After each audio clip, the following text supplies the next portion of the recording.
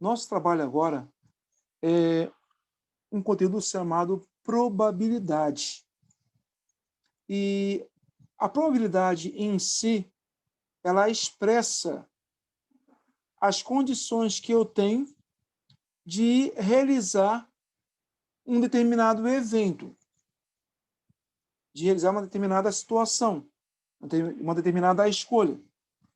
Então, essa escolha, para mim, ela é chamada hoje de probabilidade. Você deve ter visto falar muito aí fora, por exemplo, quando tem esses jogos da Mega Sena, né? Se fala muito na televisão quais são as chances de uma pessoa ganhar nessa Mega Sena. Quais são as chances que ela tem? Por exemplo, imagine que uma pessoa só jogue na Mega Sena. Uma pessoa só não. Você faça um jogo, vamos dizer assim, na Mega Sena. E naquela semana, 50 mil pessoas também jogaram na Mega Sena. Quais são as chances que você tem de ganhar? Você tem chance de ganhar? Tem, com certeza. Mas a sua chance é uma chance grande ou pequena? Gente, você fez um jogo e houve 50 milhões de pessoas jogando. A sua chance, você tem uma chance, mas é muito, muito, muito, muito pequena. A sua chance seria de 1 em 50 milhões. Então, a probabilidade, ela expressa a chance que você tem de realizar determinada situação, determinado evento, de determinada escolha. Ok? Isso chama-se probabilidade. Tá? Só que a probabilidade, hoje, ela expressa um cálculo. A matemática fala que a probabilidade ela é a razão. Se você lembrar, a razão é uma divisão. Ela é a razão entre o evento a ser realizado, ou seja, o que eu quero fazer, sobre a quantidade total de situações que eu tenho.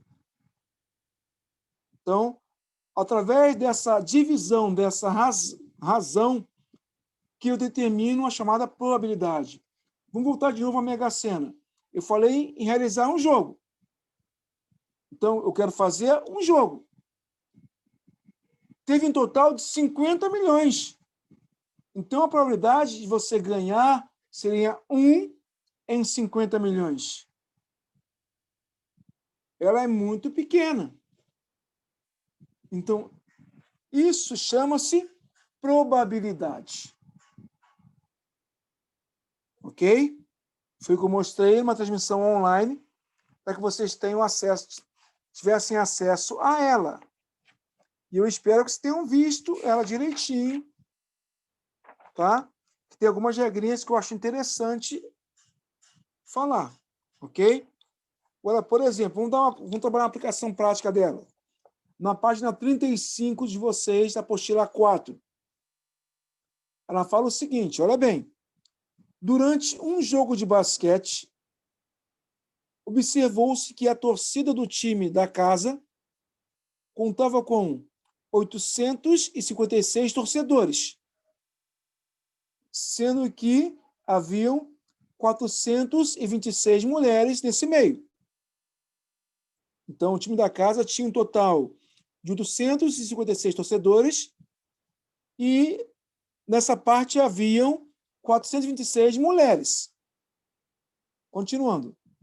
A torcida adversária contava com 627 torcedores, sendo que 346 eram homens, ou seja, o que sobraram seriam mulheres. Aí faz algumas perguntas. Qual é a probabilidade de sortear aleatoriamente, quer dizer, ao acaso, um torcedor e ser uma mulher e que torce para o time da casa? Primeiro passo, eu tenho que observar aí.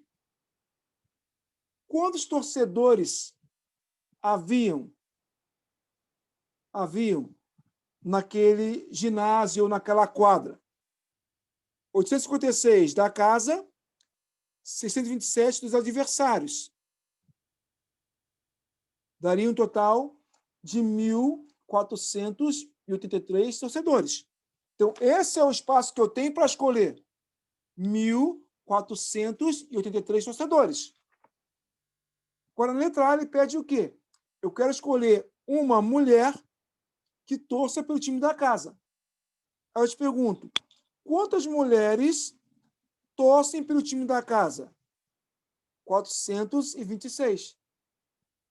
Então, qual é a minha probabilidade de escolher uma dessas mulheres? Seria 426 dividido por 1.483.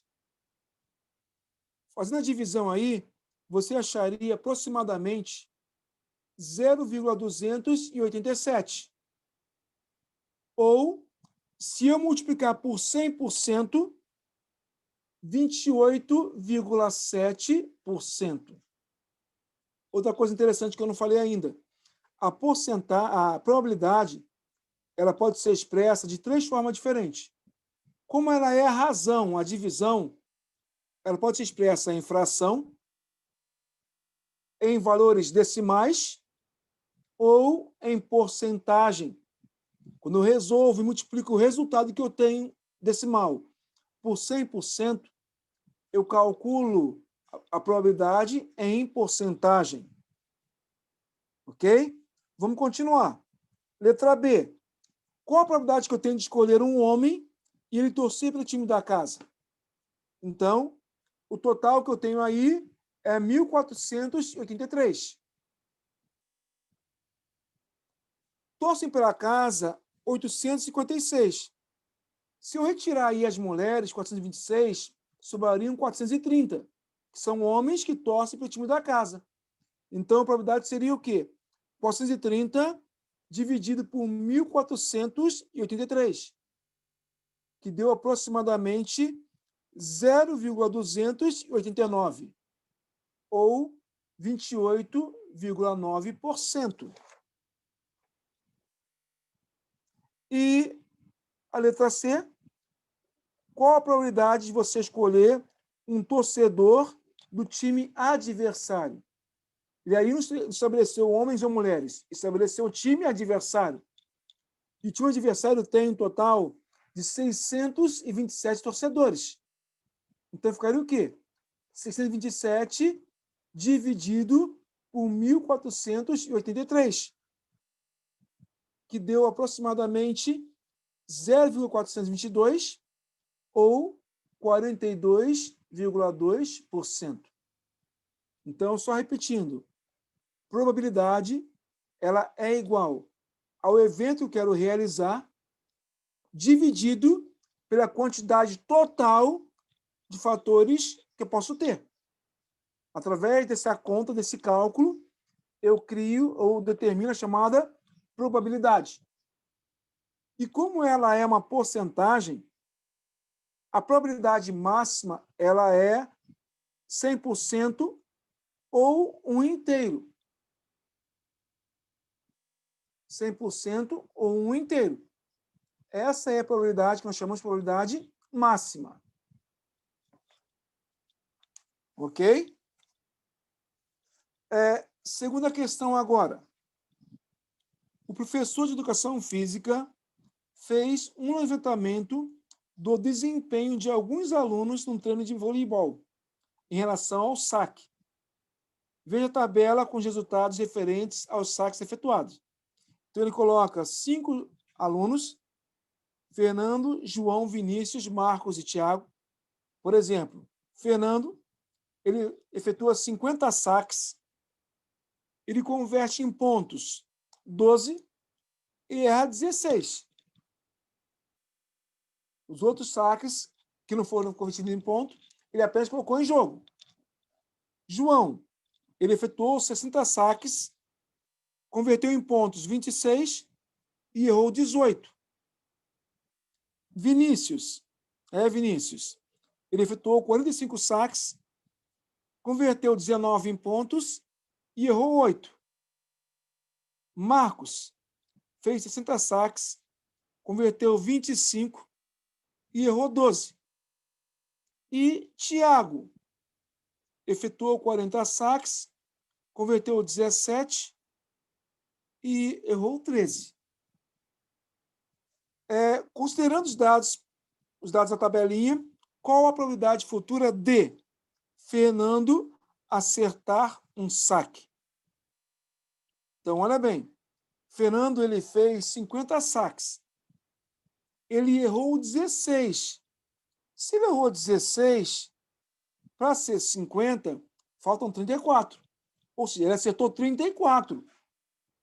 Então, a probabilidade de Fernando é 34 em 50, que daria 0,68 ou 68%. Letra B. Probabilidade de João converter um saque em ponto. João, de 60 saques, ele converteu em ponto 26. Então, ficaria 26 em 60, que daria aproximadamente 0,433 ou 43,3%. Letra C. A probabilidade de Vinícius errar um saque. Vinícius fez 45 saques e errou deles 8. Então, ficaria 8 em 45, que daria aproximadamente 0,177 ou 17,7%. Letra D. Tá bom, hein? Rapaz, tá perfeito, hein? Letra D. Qual a probabilidade de Marcos fazer um ponto por saque? Marcos ele efetuou 60 saques e fez 25 pontos. Então, ficaria 25 em 60, que daria aproximadamente 0,416 ou 41,6%. E, por último, a probabilidade de Thiago não acertar um saque. Quer dizer, não acertar quer dizer que ele vai errar, né? Então, ficaria 13 sobre 40, que daria 0,325 ou 32,5%.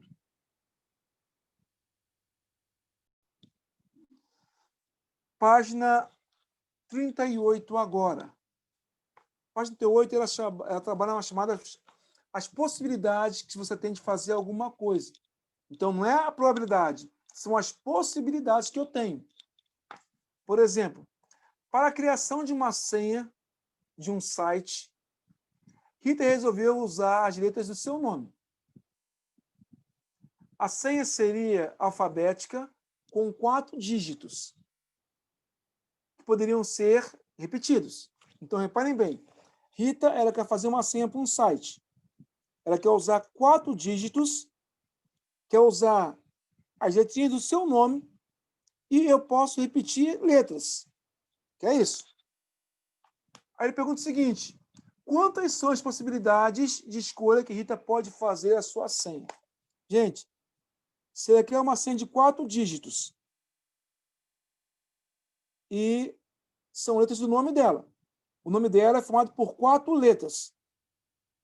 E pode haver repetição dessas 4 letras. Então, são 4 dígitos que poderiam ter letras repetidas. 4 vezes 4 vezes 4 vezes 4 quer dizer o quê? Que pode haver letras repetidas. Então, multiplicando 4 vezes 4 vezes 4 vezes 4, dariam 256 possibilidades de escolha para uma senha. Isso por quê? Porque as letras, se são sequência, tem que ser... Por que multiplicação? Tem que ser letras interligadas. Uma depende da outra. Por esse motivo que é 4 vezes 4 vezes 4 vezes 4. Então, um hacker, para saber isso, ele teria que pensar em 256 formas diferentes de tentar acessar o site de Rita. Segunda questão. Pedro namora Ana. Nossa, Pedro namora Ana. Pedro mora na cidade de Alfazema e Ana mora na cidade de Camomila. Para ir de uma cidade até a outra, é necessário passar pela cidade de Begônia. Só plantas, só flores. Então, Pedro namora Ana. Pedro mora numa cidade chamada Alfazema, Ana na cidade chamada de Camomila. Mas só que para Pedro ir na casa de Ana ou vice-versa, antes tem que passar por uma cidade chamada de Begônia. Ele começa a falar. Há 4 caminhos para Pedro sair de Alfazema e chegar em Begônia. E há 3 caminhos de Begônia a Camomila. Quantos são os caminhos possíveis para os namorados irem de sua cidade até a casa do outro? Então, por exemplo, existe uma cidade separando Alfazema e Camomila.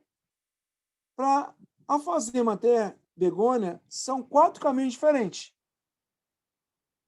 E de Begônia a Camomila são 3. 4 vezes 3, 12.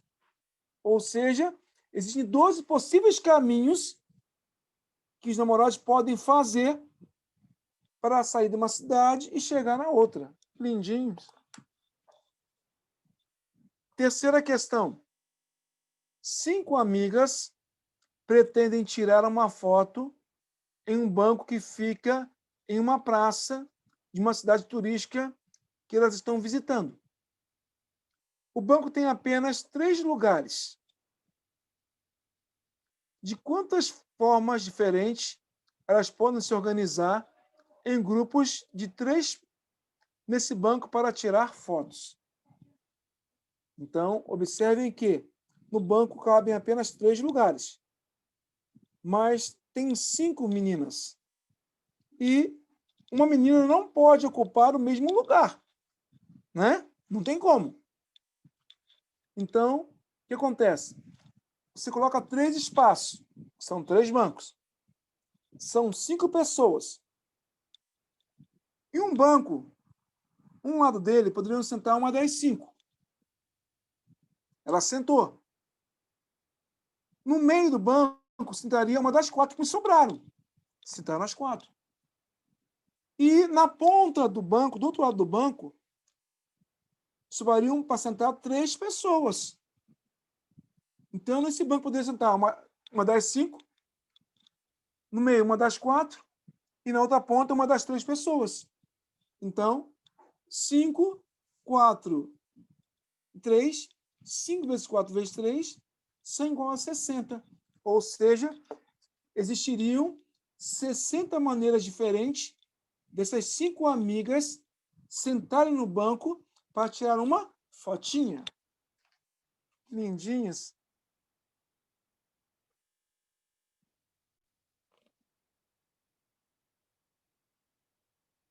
Número 4. Em uma promoção, Ana, que é uma leitora ácida, encontrou 8 livros que ela gostaria muito de comprar. Olha bem, 8 livros. Porém, Ana só tem dinheiro para comprar 3 desses livros. Quantas possibilidades de escolha de 3 livros Ana possui? Então, aí tem uma situação que é interessante até. Ela tem 8 livros que ela gosta muito. E ela tem dinheiro apenas para comprar apenas 3. Quando eu vou fazer as possibilidades de escolha, são 3 livros. Ela poderia escolher um dos 8, sobrariam 7. Escolheria um dos 7 e um dos 6, que sobraram. Então, ela teria um total de 336 chances diferentes. Só que um detalhe. Por que tem ali dividido por 6? Se você voltar um pouquinho a sua apostila na página 37, você vai ver o seguinte. Ana, ela quer só tem dinheiro para comprar 3 livros. Esses 6 aí eles excluem que vai ter livros que ela pode escolher de forma repetida. Ela pode pegar esses livros e escolher e, de repente, repetir aquela escolha dela.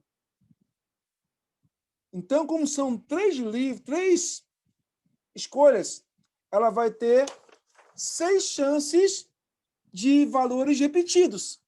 Então, por esse motivo, por causa dessa repetição, que é feito o quê?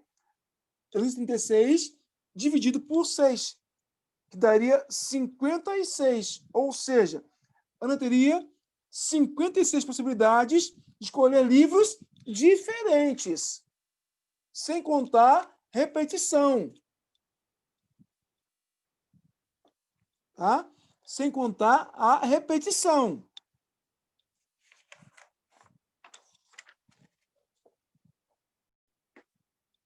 Página 41, questão de número 1, fala o seguinte. Marcos e Pedro estão participando de um jogo que envolve o lançamento simultâneo de uma moeda e de um dado octaédrico. Octaédrico quer dizer que ele tem 8 faces, tá? E a moeda tem 2 faces. A moeda poderia cair cara ou coroa, e o dado de 8 faces é numerado de 1 até 8. Para ganhar na próxima jogada, Marcos tem que tirar um número menor que 3 no dado e uma face cara na moeda.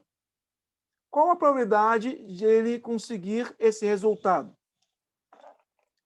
Primeira coisa, eu tenho que saber qual o total de possibilidades que eu tenho ao lançar, no caso, um dado de 8 faces e uma moeda.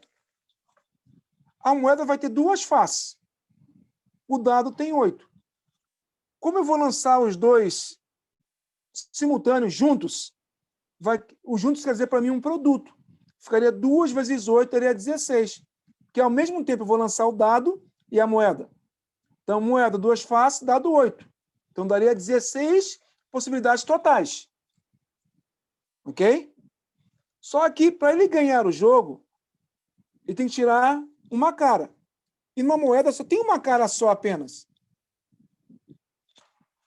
E no dado, um número menor que 3. Menor que 3 é 1 e 2. Como lançar 1 vezes 2 daria 2. Então, o que eu quero fazer, eu tenho 2 chances. E num total de 16. Então, a probabilidade seria o quê? 2 sobre 16, que daria 0,125 ou 12,5%. Essa é a probabilidade dele conseguir ganhar, 12,5%. Mas por que ali houve a multiplicação? Porque quando ele fala simultâneo, quer dizer o quê? Ele jogou os 2 ao mesmo tempo. Se ele jogasse separado, primeiro o dado, depois a moeda, era uma soma de eventos. Eu ia somar o resultado da moeda com o dado. Como ele jogou os 2 ao mesmo tempo, é um produto, uma multiplicação de eventos, tá bom? Segunda, em um grupo formado por 10 alunos, Ana, Beatriz, Carlos, Daniele, Emma, Flávio, Geraldo, Helena, Ivan e João, a professora solicitou que 3 deles fizessem a apresentação para toda a turma, enquanto os demais elaborariam um relatório conclusivo e fariam a divulgação dos resultados. Quantas são as possibilidades de organização para apresentar o grupo? E se houver um sorteio para o trio, qual é a probabilidade de serem sorteados Ana, Carlos e Emma? Como tem 10 pessoas e eu tenho que escolher 3 apenas, ficaria então o quê? 10. Depois escolhi uma, sobrou 9. Escolhi uma, sobrou 8. 10 vezes 9 vezes 8. que daria um total de 720 possibilidades. Só que, como são um grupo de 3 pessoas, para não haver repetição, eu pego e faço o quê? Divido meu resultado por 6, para que não haja repetição de elementos. Então, 720 por 6 daria 120. Ou seja, eu teria, então, 120 possibilidades diferentes, sem repetição de pessoas. Porque quando você sorteia... Por que eu vou falar sem repetição? Se saísse, por exemplo, Ana primeiro, Beatriz e Carlos. Mas eu poderia sortear Ana, Carlos e Beatriz. Ou Beatriz, Ana e Carlos, ou Beatriz, Carlos e Ana. Aí, se você observar, o trio é o mesmo. Então, quando eu retiro ali 6, é para evitar essa repetição de elementos, tá? Agora, qual é a probabilidade de eu escolher Ana, Carlos e Emma? Como eu já excluí a repetição desses elementos, então ficaria o quê? 1 sobre 120. Isso já excluindo essa repetição, que vai ser igual a aproximadamente 0,0083, multiplicando por 100, daria 0,83%. Então, a probabilidade de você escolher essas 3 pessoas nesse grupo de 10 ficaria em torno de 0,83%. Terceira questão. O baralho de Camila tem 52 cartas, de 4 naipes diferentes, espadas, copas, ouros e paus. De modo que cada naipe tem 13 cartas de valores numéricos diferentes. As cartas numeradas vão de 2 até 10, e as outras possuem letras, que é a letra A, que vale 1, J vale 11, Q, que é dama, vale 12, e K, que é o rei, vale 13. As cartas dos naipes, espadas e paus, são de cor preta, e copas e ouros são vermelhos. Sabendo disso, responda o que se pede. Letra A. Camila separou somente as cartas dos naipes pretos, então, separou 26 cartas. Qual a probabilidade dela tirar uma letra nesse baralho de cartas reduzidas? Então, se você observar, cada naipe tem 13 cartas. Ela separou 2 naipes, 26 cartas. Desses 2 naipes, cada um tem 4 letras. A, J, Q e rei. 4 letras. Como são 2 naipes, ela poderia escolher um total de 8 letras. Então, a probabilidade seria o quê? 8 sobre 26, que daria aproximadamente 0,307 ou 30,7%. Letra B. Considerando o mesmo espaço amostral do item anterior, quer dizer, os 26 elementos, qual a probabilidade de Camila tirar um número? Gente, tinham 26 cartas. Se 8 foram letras, 26 menos 8 sobram 18. 18 serão números. Então, o que fazer nesse caso? 18 sobre 26. Daria aproximadamente 0,692 ou 69,2%.